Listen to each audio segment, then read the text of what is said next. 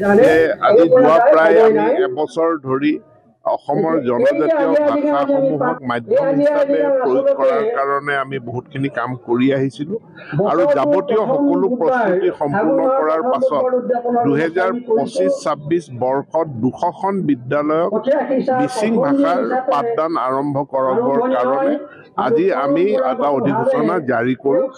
আজিৰ এই পবিত্ৰ দিনটোতে অসম চৰকাৰে ত্ৰিভাষিক সূত্ৰ লৈ প্ৰাথমিক পৰ্যায়ত ক্লাছ 1ৰ পৰা 5লৈকে মিচিং ভাষাত পাঠদান মিচিং মাধ্যম হিচাপে বিদ্যালয় প্ৰয়োগ কৰিব।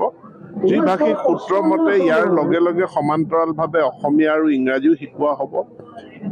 ক্লাছ 6ৰ পৰা 6, 7, 8 আপাৰ প্ৰাইমেৰী স্কুলত কোনো ছাত্ৰ ছাত্ৰীয়ে মিচিং ভাষাত ইচ্ছা কৰিলে তেওঁ ঐচ্ছিক বিষয় হিচাপে অধ্যয়ন কৰিব পাৰিব।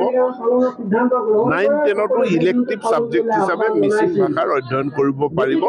গতিকে এই 2025-26 বৰ্ষ যিটো শিক্ষাবৰ্ষ আৰম্ভ হ'ব, এই শিক্ষাবৰ্ষতে আমি 200খন বিদ্যালয়ত মিচিং মাধ্যমৰ বিদ্যালয় হিচাপে আৰম্ভ কৰিম।